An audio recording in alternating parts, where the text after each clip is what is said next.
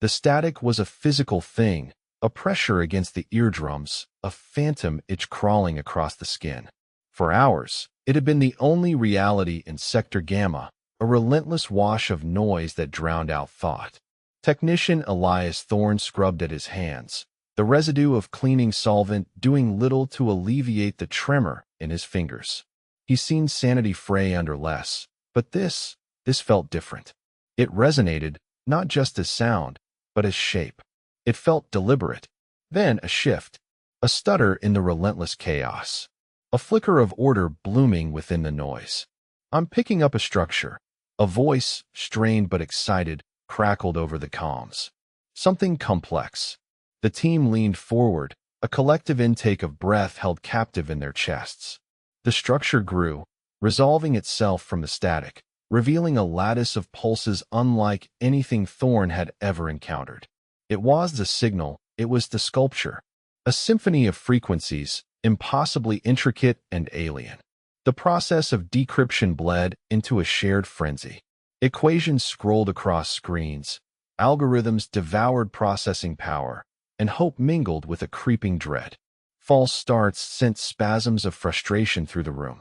Near breakthroughs evaporated as quickly as they appeared. Senior xenolinguist Uma Sharma ran a trembling hand through her hair, her eyes fixed on the unfolding pattern.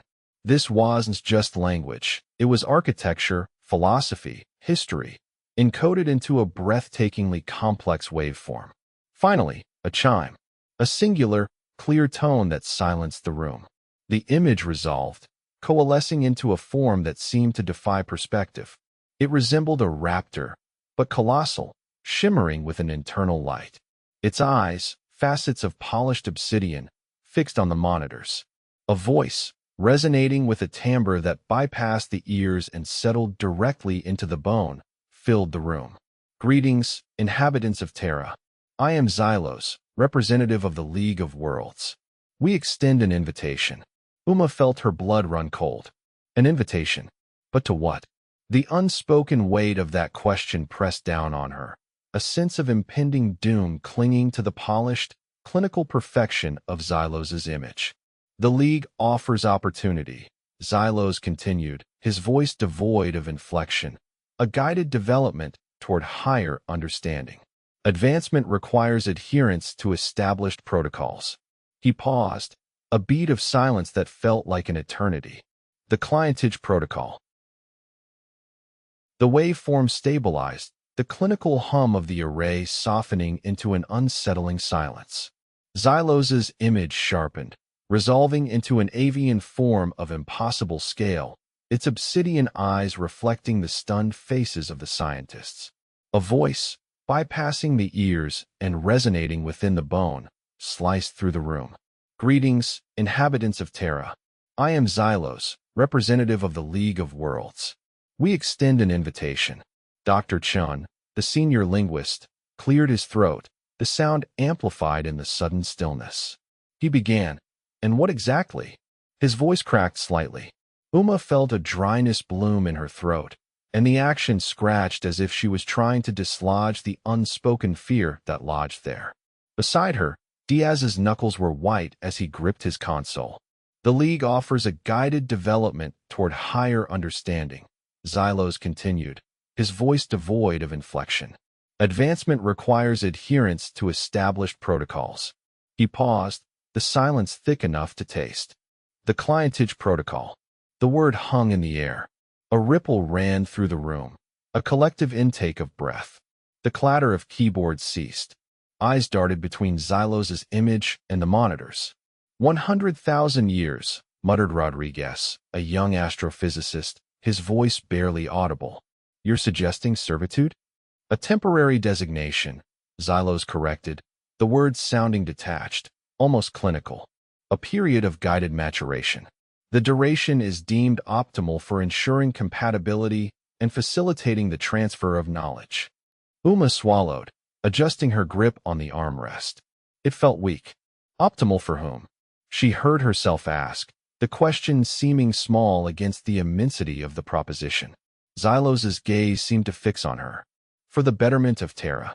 The League provides a framework for progress.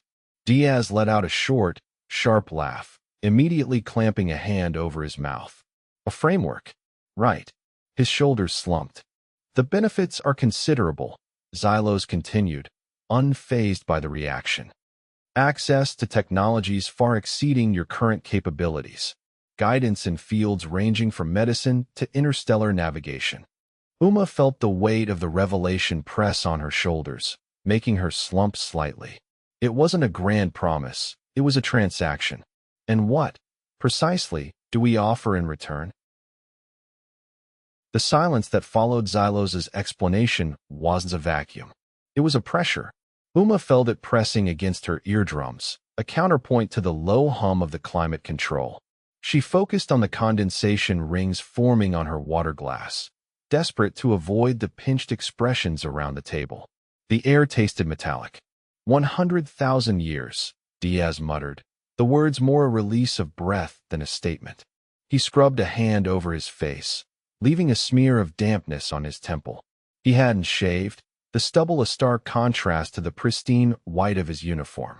Xylos's head tilted, a gesture that seemed to convey both acknowledgement and an unreadable amusement. The duration is non-negotiable. It is a framework designed to integrate Terra's development with the League's ongoing projects. The Brazilian representative, Ambassador Silva, cleared his throat, the sound brittle. And what constitutes integration? She spoke slowly, deliberately, as if the English itself was a burden. Her fingers tightened around her pen. Guidance, Xylos replied. The word precise, almost surgical. Resources, technological advancement. A path toward a higher echelon of existence. All facilitated by the League's mentorship. Secretary General Ramirez spoke, his voice strained. But what are the terms of this mentorship? What are we expected to contribute beyond this century and a half of servitude? Xylos's gaze seemed to drift, considering. Your cultural output, your artistic expression, your scientific inquiries. These will be invaluable in broadening the League's perspective. And, of course, your adherence to the clientage protocol. Uma watched the Chinese premier, a man known for his inscrutability, subtly stiffen in his chair. She knew, with sudden clarity, that the polite facades were cracking. This wasn't a proposal, it was a sentence. And what happens if we fail to meet your expectations? Diaz finally asked, the question a brittle challenge. Xylos's lips barely moved as he spoke, but the words carried a weight that made the room feel colder. Failure is suboptimal. Recalibration would be necessary. Adjustments to the program would be implemented. The words themselves were innocuous, but the implication was sharp enough to draw blood. Silva released a shaky breath, the sound barely audible. She looked at Uma, her eyes pleading for an answer she didn't possess. The emergency broadcast cut through the sterile hum of the climate control, a jarring intrusion.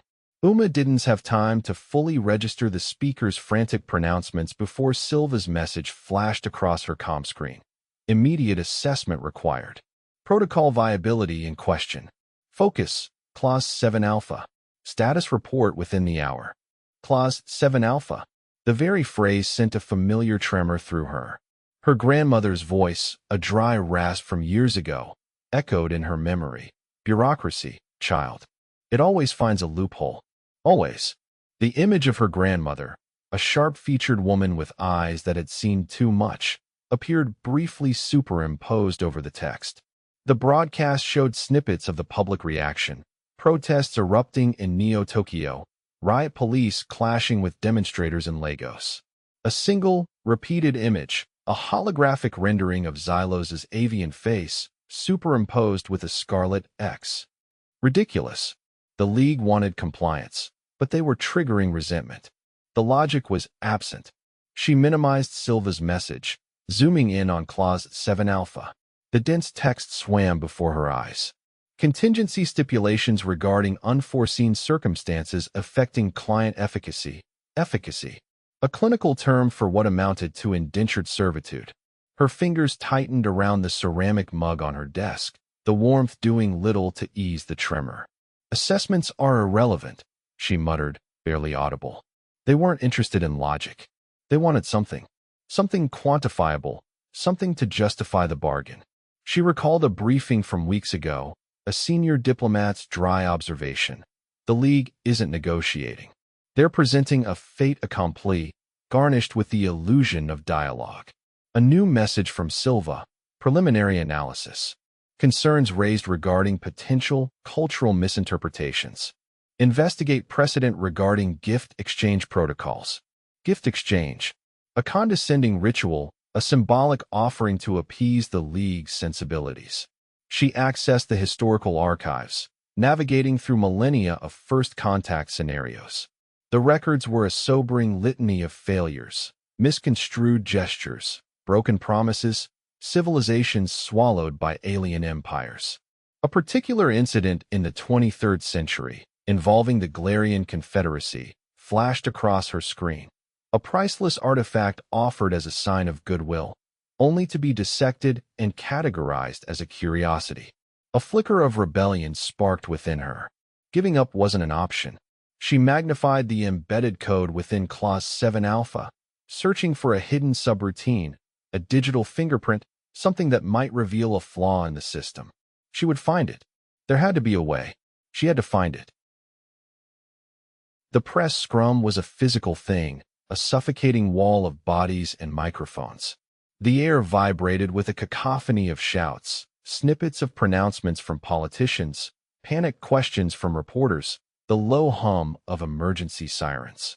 Rain lashed at her face, blurring the swirling chaos into a watercolor of noise and motion. Anya navigated the throng with a practiced ease, her shoulder bumped by a frantic cameraman, a reporter's microphone shoved inches from her face. Dr. Sharma, your assessment of the League's demands. She ignored him, her eyes scanning the datapad clutched in her hand.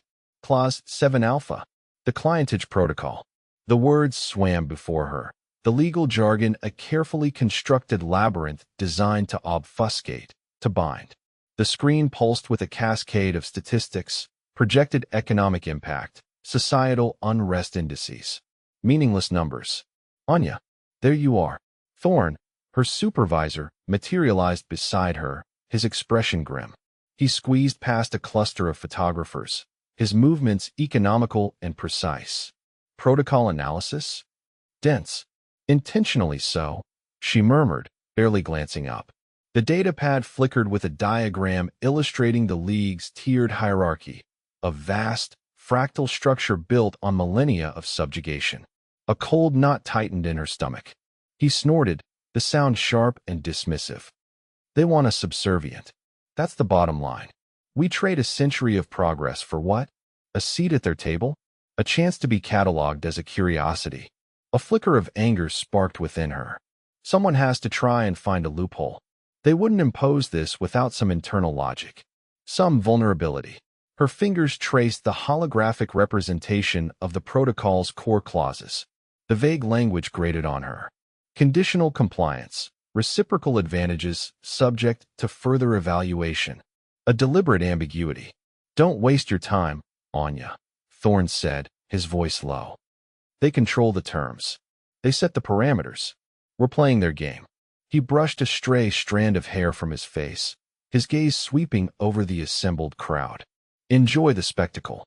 It's going to be a long century. She didn't respond, her focus returning to the datapad. A notation in the margin caught her eye, a faint annotation, almost invisible. Possible recursive loop detected in Section 12. Investigate parameter variance. A tremor of hope ran through her. Perhaps there was something here. A chink in the armor. She zoomed in, her pulse quickening. The image dissolved from the Tokyo rally to a Geneva press conference. Dr. Vance, a Nobel laureate in astrophysics, stood stiffly at the podium, her voice measured and calm. Resistance is futile. The League possesses capabilities far beyond our comprehension. To deny their offer is not bravery, but reckless endangerment. A nervous tremor ran through her hand as she adjusted the microphone. The auditorium projection flickered, the faces of the assembled UN delegates grim.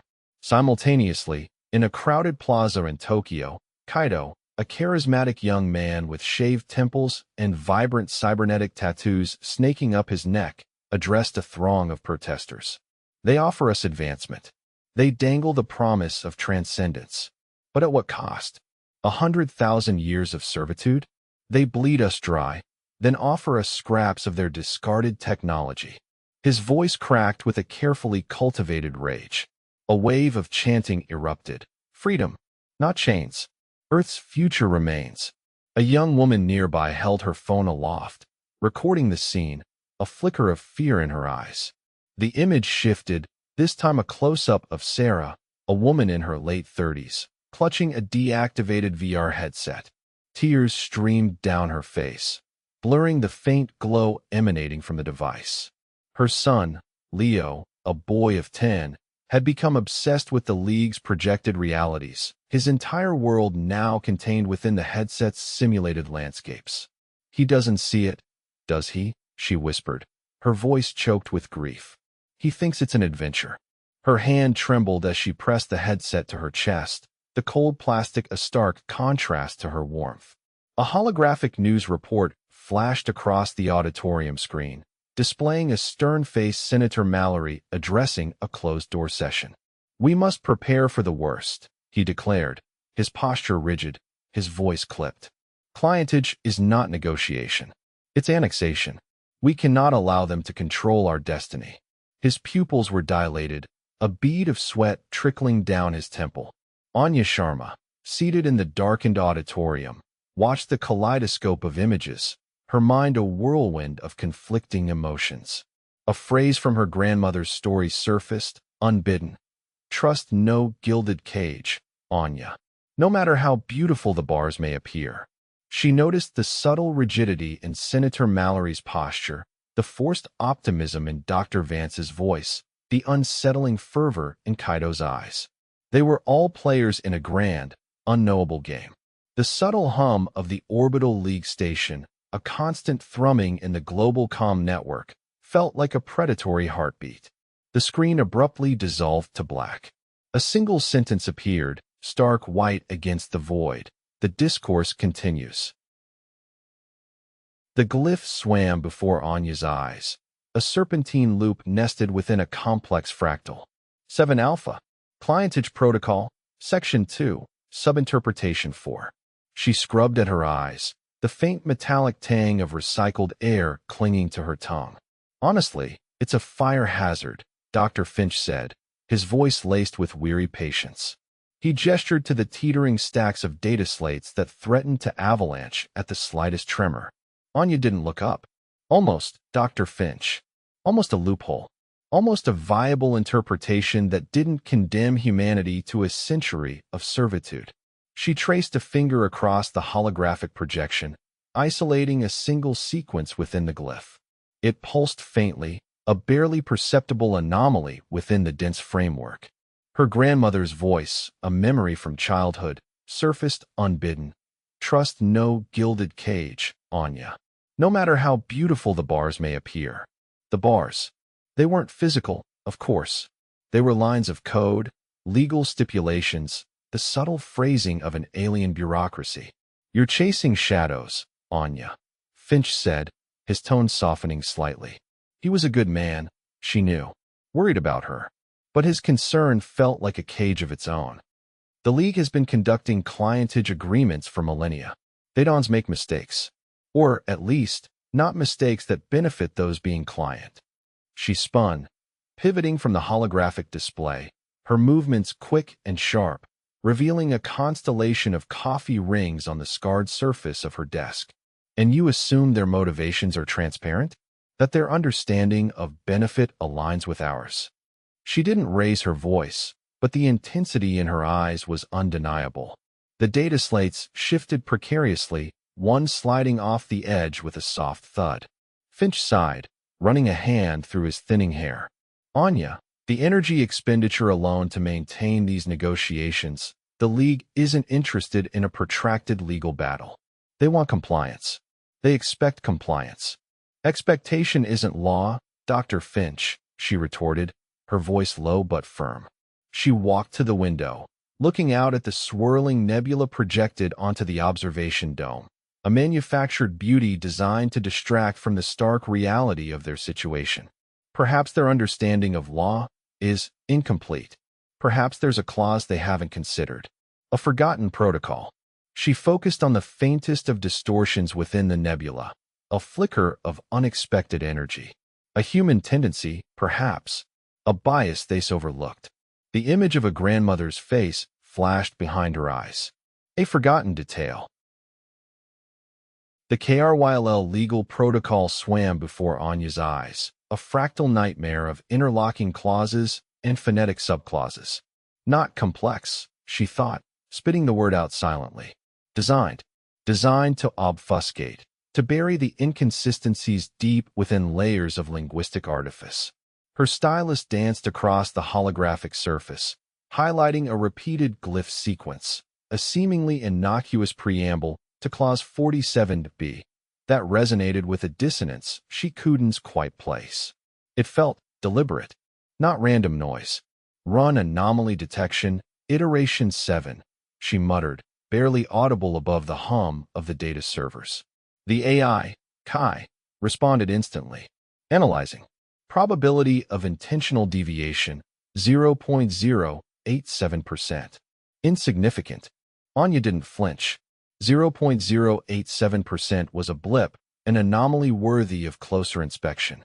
Zoom in on the phonetic resonance within that subclause. Cross-reference with the Zilphian trade agreements. Protocol Sigma 9. Compare vocal inflection patterns. Kai complied, the holographic display shifting to reveal a cascading wave of data streams. Correlation detected. Slight variation in tonal frequency. Suggests potential insertion of secondary data stream. Her grandmother's voice, a raspy echo from childhood lessons, surfaced unexpectedly. They cloak their intentions, Anya, like the shimmer of heat above the dunes. Pay attention to what isn't said. She hadn't thought of that lesson in years. It wasn't about understanding the words, but perceiving the subtle distortions beneath. Anya focused, pushing past the headache building behind her eyes. She amplified the tonal frequency, isolating the anomaly. Buried within the seemingly innocuous preamble, a single phoneme, almost imperceptible, subtly altered the legalistic phrasing. A shift in emphasis. A critical loophole. Not a deliberate omission, but a correction. A historical modification subtly erased from the primary record. A desperate, frantic correction made centuries ago. Magnify the metadata, she commanded, her fingers flying across the console. Access historical record integrity logs. Show me the changes made to this section within the last 37 cycles. The display pulsed with chronological data streams, a cascade of alien glyphs and legal jargon. Anya Sharma traced a trembling finger across a highlighted sequence, the holographic image sharpening under her touch. It's remarkable, isn't it? She murmured, more to herself than to Chun. Chun, her supervisor, leaned against a nearby console, his arms crossed, a sigh escaping his lips. Remarkable waste of resources, you mean? You've been at this for 16 cycles, Anya. The clientage protocol is absolute. It's been vetted by every legal and historical body in the League for millennia. Anya didn't look up. The modification, it's subtle. A phoneme shift, barely perceptible outside the metadata stream. It alters the implication, the understanding of a core clause regarding temporal jurisdiction. She amplified the anomaly, bathing the room in a wash of distorted light. See it? Here? Right here. Chin peered at the display, his expression skeptical. I see a data fluctuation. Probably a glitch. These archival systems are ancient. They're prone to errors. He ran a hand over his thinning gray hair. Your grandmother's stories. They're fascinating, Anya, but they don't rewrite galactic law. It isn't rewriting it, Chun. It's revealing what was already there. Anya insisted, her voice tight. A faint scent of ozone filled the air, emanating from the overloaded console. A correction. A frantic attempt to erase something. It doesn't feel like an accident. She recalled her grandmother's words, spoken by firelight years ago. They bury the truth beneath layers of complexity. Find the cracks, Anya. The subtle distortions. They are the key. Chun straightened, his tone hardening. Your theories are imaginative, Anya.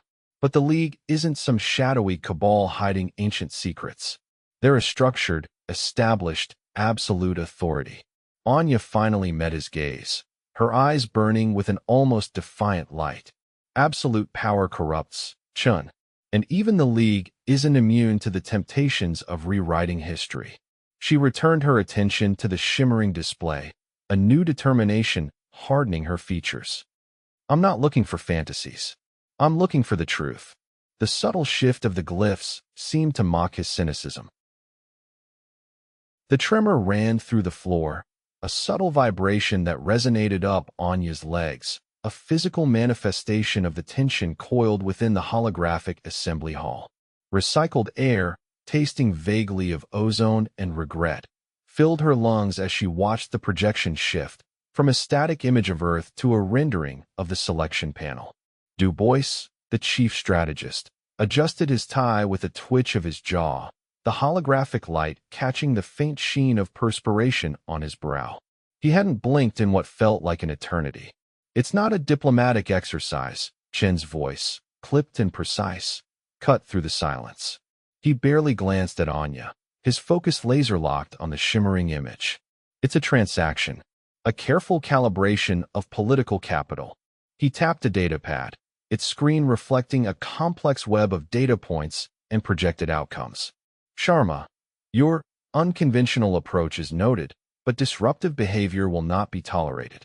Anya ignored his reprimand, her gaze fixed on the holographic representation of Ambassador Volkov, a man whose public demeanor was as carefully curated as a prize-winning orchid. Volkov, a giant of a man, barely registered on the panel, reduced to a data point in a complex equation. He was a placeholder, a symbol. What mattered was who represented him. The composition is predictable, Anya murmured, more to herself than to Chun. Heavy on the established powers. Minimal representation from the periphery. She noticed the slight quiver in Volkov's holographic hand, the subtle pressure he put on his lips. Predictability, Du Bois countered, is a virtue in these matters. It minimizes risk. He didn't meet her gaze, his attention still fixed on the screen. The selection process is transparent, based on merit, years of service.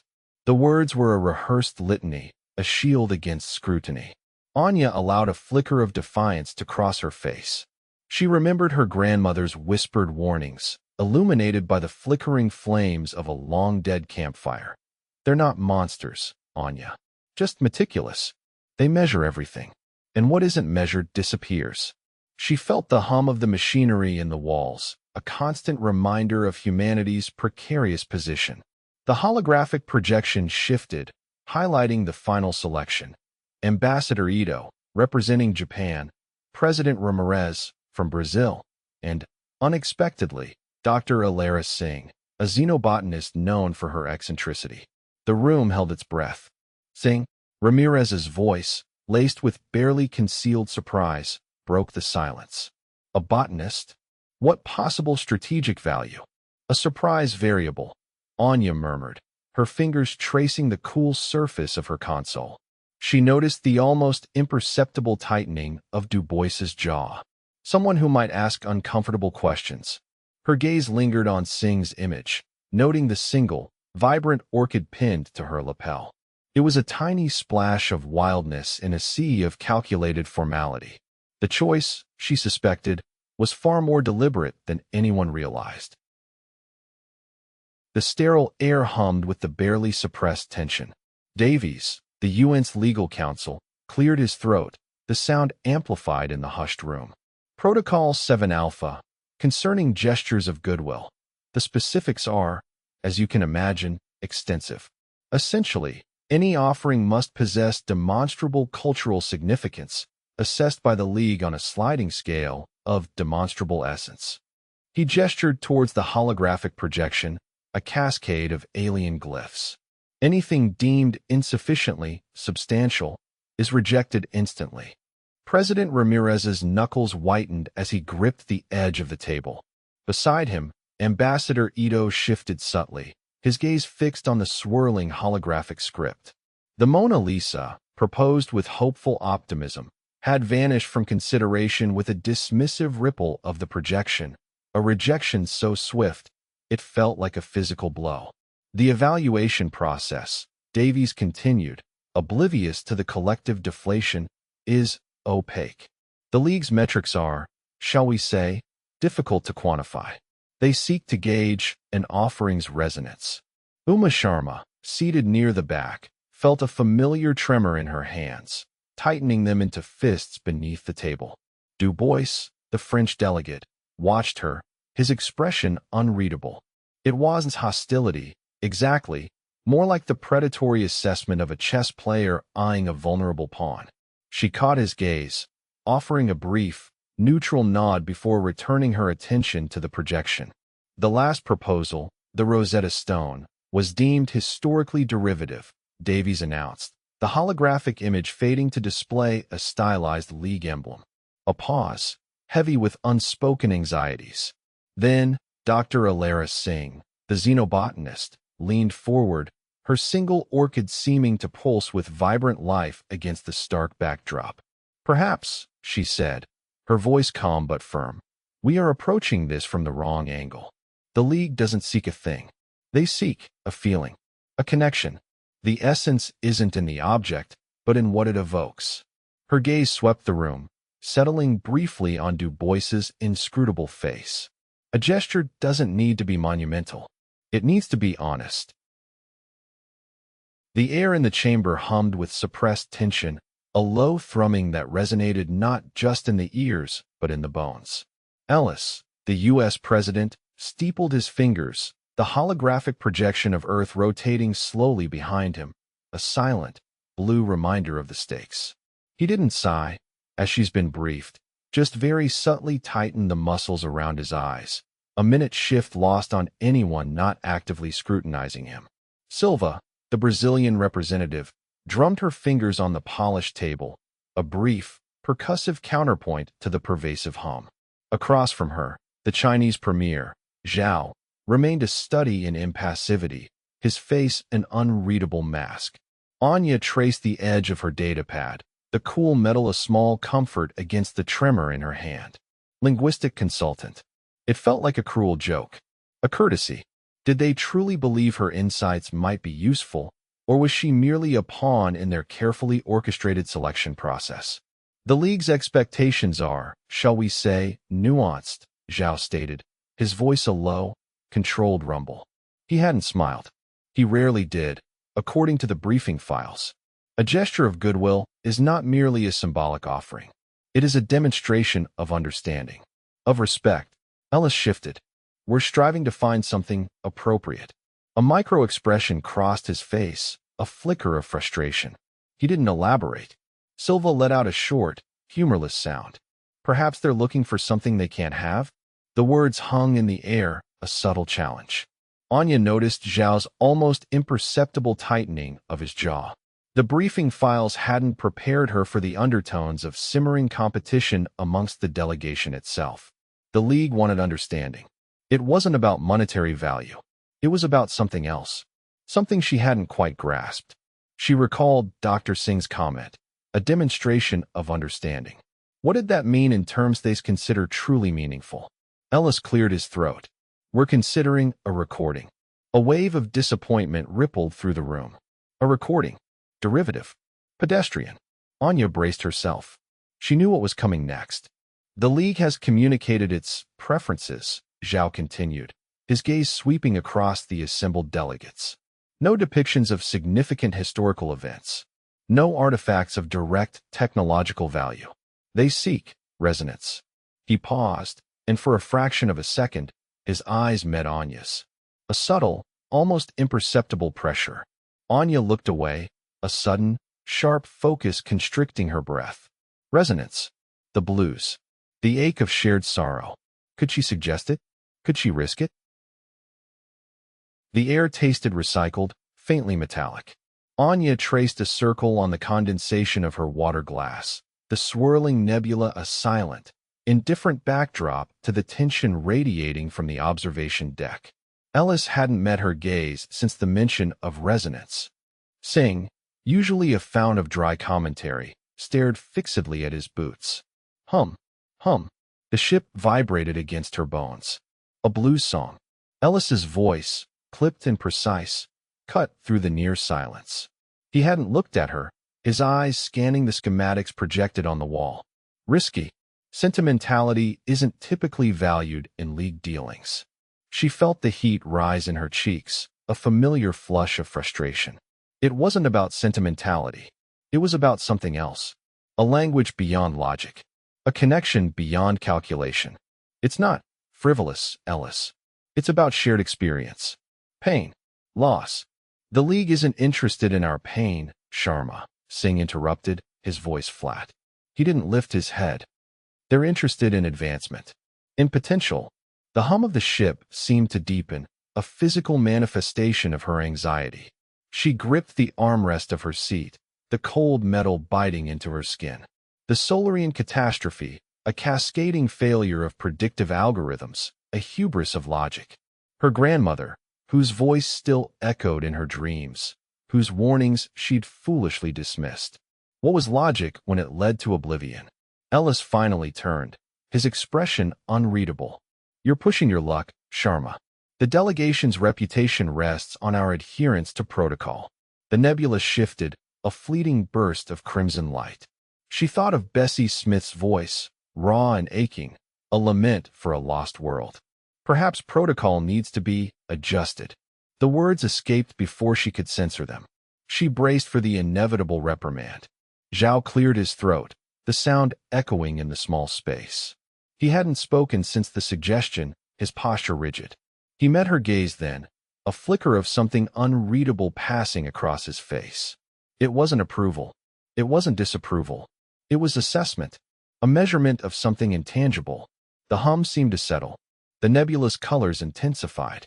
She tightened her grip on the glass, the ice cold a small comfort. I'm ready when you are, she said, her voice steadier than she felt. The long, silent journey felt about to take a sharp turn. The low thrum vibrated through the deck plating, a constant reassurance against the vacuum beyond. Or, Uma suspected, a nervous tick of the ship's systems, mirroring the tension that coiled in her stomach. The nebula outside, a slow swirl of amethyst and gold, offered no comfort. It was beautiful and different. She tracked the approach vector to the League station, a behemoth of interconnected rings and shimmering biodomes, on a holographic display. Docking procedures were running, structural integrity scans, all nominal. The League anticipates any deviation from the established script, Zhao said, his voice even, almost too calm. He didn't look at her, focusing instead on the readouts scrolling across his own console. They find such things analytically interesting. A slight pause, barely perceptible. They expect adherence. She tightened her grip on the armrest, the cool metal a small anchor. Ellis's face, a rigid mask of disapproval, flashed in her memory, a reprimand for questioning the clientage protocol during the briefing. He's always framed her concerns that way, as naivete, an emotional impediment to practicality. A warning klaxon blared, a sharp, jarring intrusion. Protocol deviation detected. Sector Gamma, 7. Zhao's fingers danced across his console, dismissing the alert with clinical efficiency. Minor course correction required. Ellis, appearing on a comms link, his face sharp under the harsh lighting of his office, fixed her with a look. Remember your place, Sharma. The words were unspoken, yet heavy in the silence that followed. The sentimentality of her objections, he always said, clouded her judgment. It was a tiresome refrain. The station loomed, a glittering promise and a cold threat. Uma forced her shoulders back, lifting her chin. She would not be diminished. Not today. She wouldn't give them the satisfaction of seeing her shrink. It wasn't about sentimentality. It was about worth. Human worth. And that wasn't something easily quantified in spreadsheets or protocols. The hum of the Hope's ascent vibrated through Uma's bones, a constant, low thrum overlaid with the faintest tremor, a nervous tick of the ship's structure, or perhaps her own. The viewport wasn't a window, but a shimmering, reinforced polymer that offered a warped view of the League station orbiting Earth. A metallic bloom against the bruised indigo of space. It felt less like arriving at a destination and more like being swallowed. She hadn't spoken a word to anyone since passing through the biometric scanners at the boarding ramp. Not a greeting, not a polite inquiry about the recycled nutrient paste they'd been issued. The faces around her were masks. Harding, rigid in his uniform, meticulously adjusting his tie for the 10th time. Chun, her gaze fixed on the data scrolling across her wrist-mounted display, her lips a thin, unreadable line. Silva, whispering to someone just out of earshot, a subtle shift in her posture betraying an uncomfortable agreement. Harding, she noticed, kept wiping a sheen of moisture from his brow, a nervous habit masked as professional care. His knuckles, white against the dark fabric of his uniform, tightened on the armrest. Chin's movements were jerky, efficient, a forced calm. Silva's carefully curated silence felt less like diplomacy and more like a calculated withholding. A flicker of movement caught her eye. Jiao, the UN security liaison, detached himself from the knot of dignitaries and approached. His steps were deliberate, precise. He paused a meter away, his expression unreadable. He inclined his head, a gesture that felt more like a dismissal than a greeting. "Dr. Sharma," he said, his voice a low rumble, barely audible above the ship's hum. "I trust you're prepared." The words weren't a question. They were a veiled warning. A challenge. The subtle tightening of his jaw, the almost imperceptible dilation of his pupils. She knew the language of bureaucratic power better than most. She hadn't earned this scrutiny, but something about her persistence, her questions, they ruffled feathers. "As prepared as anyone can be, Director Jiao," she replied, meeting his gaze without flinching. She resisted the urge to mirror his carefully controlled posture. He didn't respond verbally. His eyes, dark and fathomless, lingered on her for a moment longer than necessary. A silent assessment, an unspoken threat. Then, he turned and melted back into the crowd, leaving her with the unsettling weight of his unspoken words. The ship shifted slightly, a sharper tremor this time. The station loomed closer, a cold, alien presence against the familiar curve of Earth. Uma traced a circle on the viewport with her fingertip, the cold polymer a stark contrast to the sweat prickling her skin. She hadn't expected to be comfortable. She hadn't expected to be warned. The air tasted of ozone and something subtly floral, a sweetness overlaid with a metallic tang that prickled Uma's sinuses. The observation deck hummed, a low thrumming vibration that resonated in her teeth. The holographic projection before her wasn't merely a city, it was a declaration. Impossible towers spiraled into a sky choked with floating gardens, interconnected by bridges of shimmering light. A civilization whose roots spiral back millennia pulsed before her, an impossible grandeur that made Earth's accomplishments feel like children's finger paintings. Director Jiao's knuckles were white against the polished surface of his datapad. He hadn't spoken since their departure from the transit ship, and the silence felt heavier than any reprimand. Uma kept her gaze fixed on the alien cityscape, deliberately mirroring his posture. A subtle act of defiance she wasn't sure he even registered. The mission brief had warned her about Xylos' penchant for testing the delegation, for probing their weaknesses. This wasn't a test. It was an audition. A chime echoed through the chamber, and the holographic projection faded, resolving into the figure of Xylos. His avian features remained disconcertingly smooth, the skin almost translucent, the eyes like polished obsidian. "Welcome to the tertiary convergence," Xylos announced, the synthesized voice betraying no inflection. "The League regards your arrival as noteworthy." He paused, the silence stretching thin. "Your protocols have been, shall we say, challenging to navigate." Uma noticed the tightening around Xylos' mandibles, a micro-expression she studied in countless simulations. A moment of amusement? It vanished as quickly as it appeared. "We understand the unfamiliarity," Xylos continued, the tone carefully neutral. The clientage protocol is the foundation upon which all interspecies partnerships are built. To deny its necessity is to deny the fundamental principles of galactic order. Zhao cleared his throat. The delegation is prepared to discuss the specifics of the arrangement, Representative Xylos. Indeed, Xylos replied. Your eagerness is refreshing. He tilted his head, a gesture that might have been curiosity or something far more calculating. It is imperative you understand that the League does not permit negotiation of core tenets. However, a gesture of goodwill is always welcomed. A token, something that demonstrates your understanding of the greater interconnectedness.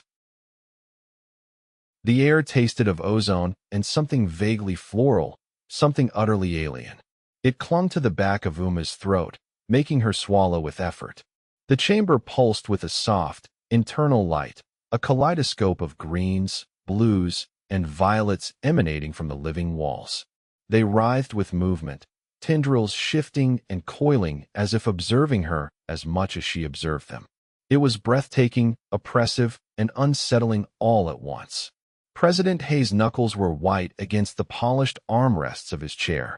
He didn't meet Xylos' gaze, focusing instead on a point just beyond the avian's head. Rossi, ever the bombastic orator, cleared his throat, a futile attempt at projecting confidence.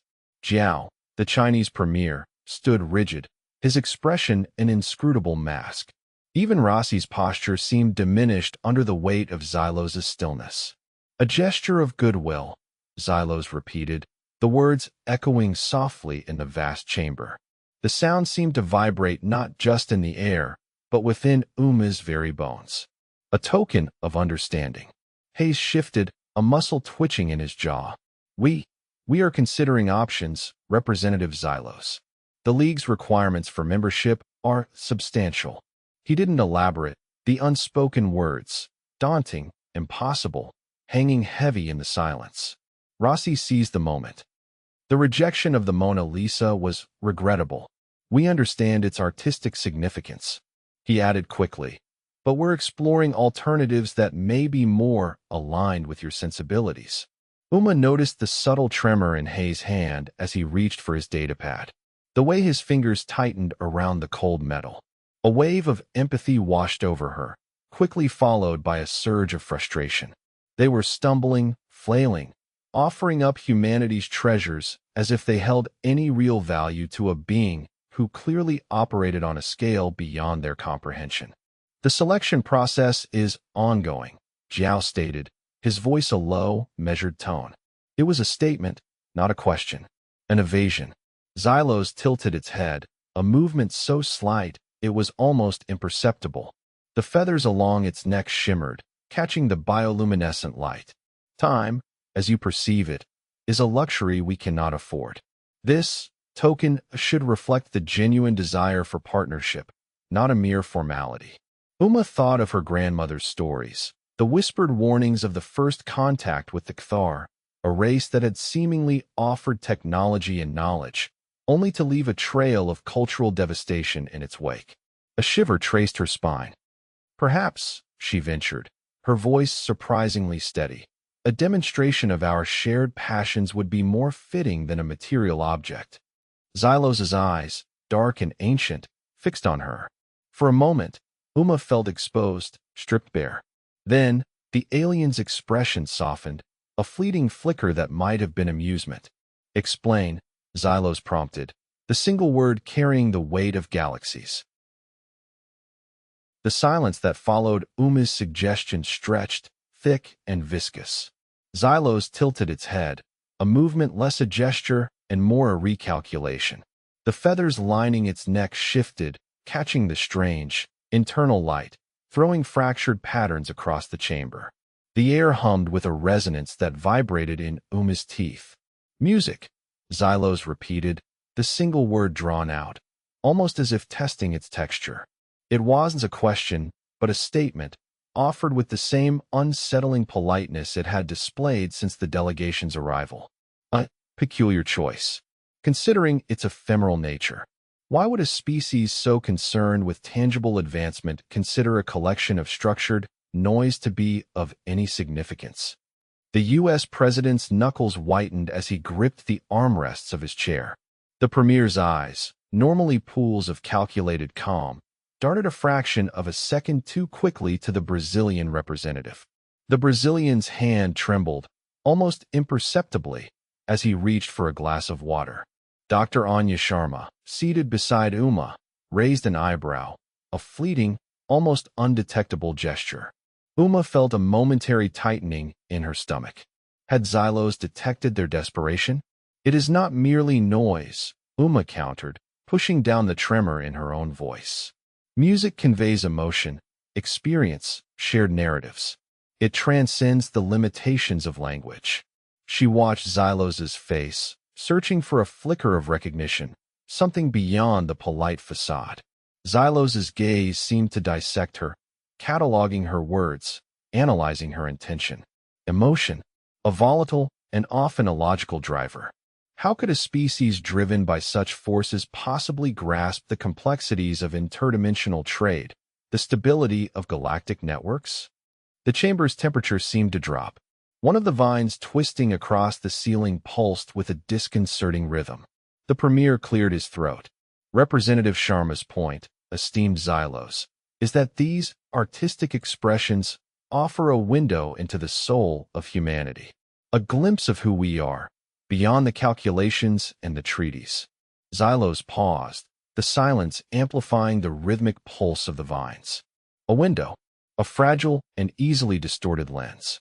The potential for misinterpretation is considerable. Still, indulge me. A faint tremor ran through the obsidian table. Present your window. The Mona Lisa had been rejected as culturally insignificant. A meticulously crafted replica of the Voyager golden record? Predictable. The president's antique pocket watch? A quaint reminder of temporal constraints, utterly irrelevant to a species that exists across millennia. The summit had devolved into a frantic, almost comical scramble. Xylos, the cultural attaché, now trembling, offered a single, tarnished harmonica. "It's bluegrass," he mumbled, wiping sweat from his brow. A uniquely human expression of melancholy, resilience. Uma braced herself. The vines snaking across the walls seemed to writhe in response to Xylos's desperate offering. She felt the weight of expectation pressing down, the subtle shift in Xylos's posture, a barely perceptible tightening of its iridescent feathers. Xylos accepted the harmonica with unnerving grace. Its long, slender fingers, tipped with opalescent claws, moved with a precision that seemed impossible. It raised the instrument to its beak-like mouth, and a hesitant, wavering note filled the chamber. It wasn't a practiced performance. It was the raw, unrefined sound of human longing. The sound reverberated through the bioluminescent flora, a discordant hum that vibrated in Uma's teeth. She watched Xylos's chest, noting the subtle movement of its diaphragmic resonators, structures far removed from human lungs. The vines pulsed with a faster rhythm. The music stopped. Silence descended, thick and expectant. Uma could feel the scrutiny, the analytical dissection of every vibration. Xylos lowered the harmonica, its multifaceted eyes unblinking. It was an unreadable landscape. There was no hint of amusement, disappointment, or even polite indifference. A faint tremor ran through the obsidian table. An intriguing anomaly. It finally murmured, its voice a resonant chime. A sonic representation of instability. And yet, a peculiar adherence to structure. It paused, extending a clawed finger to trace a pattern on the harmonica's surface. It possesses echoes of a bygone era, a primitive striving. It lowered its gaze, almost as if examining a forgotten memory, perhaps more revealing than your other offerings. The tremor in Davy's hand was barely perceptible, a microscopic shake as he gestured towards the next display case. "The Rosetta Stone," he announced, his voice clipped. A symbol of cross-cultural understanding. Xylos tilted its head, a movement so subtle Chin nearly missed it. "Derivative." It chimed, the word echoing with unexpected finality. "Right," Davies mumbled, wiping a bead of sweat from his brow. Moving on. The Gutenberg Press. Redundant. Knowledge dissemination is a primitive concern. Uma watched Chen's jaw tighten. He didn't bother arguing, just signaled to the aide, who wrestled the next artifact into view, a fragment of the Berlin Wall. A futile attempt at symbolism, she thought. It was all becoming absurd. They were offering up the treasures of their history, hoping to appease a being who regarded it as pedestrian. Perhaps, Uma ventured, hesitantly, something less monumental, something that speaks to the heart of humanity. Davies shot her a weary glance. And what would you suggest, Sharma? A child's drawing? It's about more than just size or historical significance, she insisted, feeling the weight of their collective desperation pressing down on her. It's about essence. The aide presented a tarnished silver harmonica. It had been salvaged from a jazz club fire, a small, personal offering from a forgotten corner of Earth's culture. Xylos remained silent for an unnervingly long moment. The only sound was the hum of the environmental controls, amplified by the tense quiet. Then, a flicker, a near imperceptible shift in the pattern of light reflecting off its multifaceted eyes. A recreational device, it finally said, of limited strategic value. Uma's shoulders slumped. It wasn't about proving their worth. It was about finding something that resonated, something that transcended the vast gulf between their cultures. There had to be something they hadn't offered yet. Something beyond monument, beyond history, beyond data. Something deeper. The chamber hummed, a low thrum of synthesized life that vibrated through the soles of Uma's boots. Beside her, Premier Zhao practically radiated tension, his knuckles white against the polished obsidian armrest. The harmonica incident had been a low point, the silence that followed almost tangible. Now, the carefully curated selection of human music, a last-ditch effort, filled the space, a raw, unfiltered lament bleeding into the sterile perfection of Xylos's domain. It's unsettling, Zhao muttered, his voice tight. So uncontrolled. Uma ignored him, focusing on Xylos. The alien's head tilted, a movement so slight it was almost imperceptible. Those multifaceted eyes, usually reflecting the ambient light in a dizzying display of color, seemed to darken, to absorb the music. The recording itself was scratchy, the blues singer's voice rough around the edges, layered with the weight of experience. A sound world utterly unlike anything emanating from Xylos's flawlessly engineered environment. It's a blues song, she offered, knowing it was inadequate. How could she explain the ache, the longing, the bitter honesty contained within those few chords? From a time of hardship, a place of loss. She stumbled over the words, feeling the absurdity of trying to convey human emotion to a being that likely experienced existence on a plane she couldn't even fathom. A bead of moisture, condensation, or something else entirely, traced a path down Xylos's slender neck. It didn't register as emotion. That would have been too human, but something shifted. A minute tremor ran through its form, visible only in the subtle wavering of the light reflecting from its eyes. It has dissonance, Xylos stated, its voice a modulated tone devoid of inflection. A fracturing of harmonic structure. Uma held her breath. The silence stretched, thick and oppressive. She caught Zhao's eye. His expression was a mask of barely controlled desperation. Even the ambient hum of the chamber seemed to quieten, as if holding its breath along with them. Then, Xylos spoke again, and this time, the modulation in its voice seemed fractured. The lament. It vibrates with a strange cadence. It paused, a duration almost long enough to be considered a breath. The silence felt less oppressive now, charged with an unfamiliar possibility. A faint flicker played across Xylos's eyes, too fleeting to be certain, but enough to make Uma's heart leap. Something had resonated. Not understanding, perhaps, but something. The blues track ended. The silence that followed wasn't the expectant quiet of an audience. It was a vacuum, a space where hope and dread tangled. Ellis cleared his throat, a nervous tick that Uma registered with a flash of annoyance. A remarkably unconventional selection. Xylos, he began, his voice slightly too loud in the chamber's quietude. We aim to showcase the range of human emotional expression, the complexities that drive us. Xylos's head tilted, a gesture that could be interpreted as curiosity or condescension. A faint ripple disturbed the air near its facial features, a micro-movement that Uma's training flagged as a physiological response, something akin to a sigh. Complexity is not inherently valuable. Efficiency is. Zhao shifted in his seat, his knuckles white where he gripped the armrest. Qin's breathing was shallow, rapid. The palpable tension in the human delegation was almost a physical weight in the chamber. Uma felt a pulse of heat in her cheeks.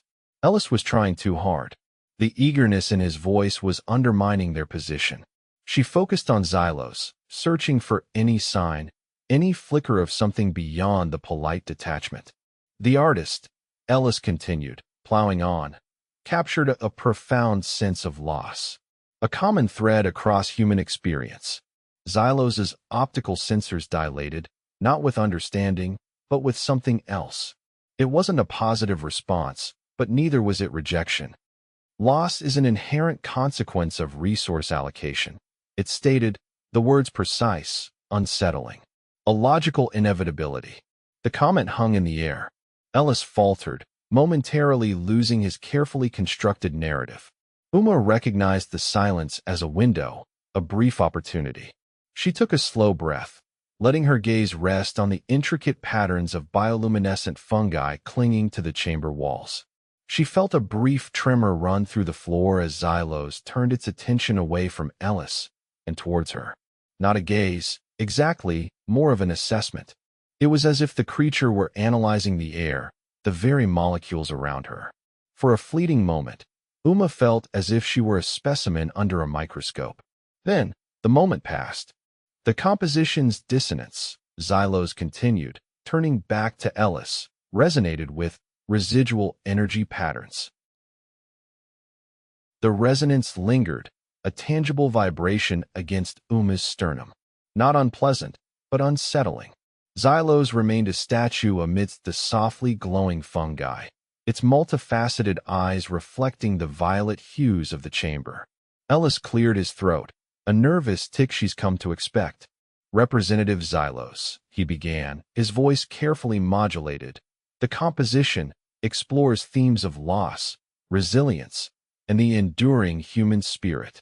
He watched, almost desperately, for any visible reaction. The silence stretched, punctuated only by the mournful wail of a saxophone. Xylos's mandibles clicked, a sound barely audible above the music. Not a verbal response, but a shift. A single feather, near its left ocular node, pulsed a shade darker. The obsidian floor beneath its talons seemed to hum faintly. The human propensity for melancholy, Xylos finally articulated, the words clipped, precise, is noted. The delivery possessed a quality that wasn't dismissive, exactly, but clinically observant. It wasn't a voice, precisely. It was a system of articulated resonances. The instrumentation suggests an acute awareness of sonic limitations, a deliberate constriction. Uma's palms were slick. She felt acutely aware of the tremor in her legs. The air tasted stale. Not unpleasant, not dangerous, but alien. She noticed a faint sheen on the polished floor, reflecting the bioluminescence in fractured patterns. The musician, Mr. Robert Johnson, Ellis interjected, experienced considerable hardship in his lifetime. His art is informed by that experience. Xylos tilted its head a fraction of a degree. Hardship is a constant, a universal parameter. Its artistic representation, however, is not inherently valuable. It paused, then added, the minor key is characteristic. Uma clenched her jaw. She wanted to argue, to defend the musician, to explain the feeling. But words felt clumsy, inadequate. She simply watched, acutely aware of the subtle color shifts in Xylos's plumage, the faint tremor in her own body, the feeling of being assessed. The flicker passed across Xylos's scales, not a tremor, but a distortion, like heat rising from polished metal. Uma felt it more than saw it, a brief stillness in the room's hum. The silence that followed the blues song pressed against her eardrums, thick and expectant. She watched Xylos, gauging the alien's reaction, knowing a wrong word could shatter the fragile connection. Her hand tightened on her datapad. The delegation leader cleared his throat, the sound amplified in the chamber's acoustics. The composition resonated, we believe, on a level beyond mere sonic arrangement. He fumbled with a control on his wrist console. Xylos' head tilted, a ripple tracing through the bioluminescent patterns on its face, momentarily obscuring the facets of its eyes. Circumstances, it articulated, the word a slight hesitation in its otherwise measured tone. It paused, then continued. The emotional substrate is, statistically speaking, quite remarkable. Uma noticed a faint sheen of moisture gathering on the inner curve of Xylos's ocular facets. A subtle shift in the cadence of its voice, a slowing of the rhythmic pulse of its scales. A vulnerability she hadn't detected before. The air itself felt heavier, charged. She risked a minuscule inclination of her own head, a gesture she hoped conveyed respect without presumption. A test. Xylos' gaze sharpened, fixing on her with an intensity that felt like a physical touch. Then, just as quickly, it softened. The grief, it said, the sound almost a whisper. It possesses a certain economy. The air tasted of ozone and polished metal, clinging to the back of Uma's throat. The crystalline floor vibrated subtly beneath her boots, a resonance that settled in her teeth. Protocol 7 Alpha, she began, the word feeling brittle on her tongue, governs anomalies. She fought the urge to moisten her lips, a betraying gesture. Situations where a clientage contract deviates from the standard parameters. A tendril of blue nebula light brushed across the holographic projection, momentarily obscuring the densely packed text. Xylos' facets shifted, a complex ripple of luminescence that traced the subtle architecture of their face. The projected text shimmered in response. Elaborate. The term anomaly requires delineation. A security drone, positioned silently near the observation window, pivoted almost imperceptibly. Uma consulted her data slate, her fingers brushing across the cold surface. It concerns innovation, technologies, cultural practices, anything that falls outside the projected progression timeline for a client species. When a client demonstrates unexpected advancement, she paused, recalling the briefing documents. It's rare. Jian, beside her, shifted his weight, the sound a muted click against the crystalline floor. His eyes met hers, a fleeting expression of weary cynicism in their depths. The data slate in his hands remained untouched. Xylos' voice, usually a smooth cadence, took on a slightly sharper edge. The implication is clear. Humanity is deviating from established projections. Regarding subservience, a filament of energy trailed from Xylos' wrist console, momentarily disrupting the holographic display before correcting itself. The assessment indicated accelerated emotional processing, uncharacteristic resilience. Do not be overly optimistic, Sharma. Anya, further down the table, didn't bother to fully polish her data slate. She tapped a stylus against the surface, a quick, agitated rhythm. Uma pressed on, her voice unwavering despite the pressure. The innovation must be contained. A formal review is triggered.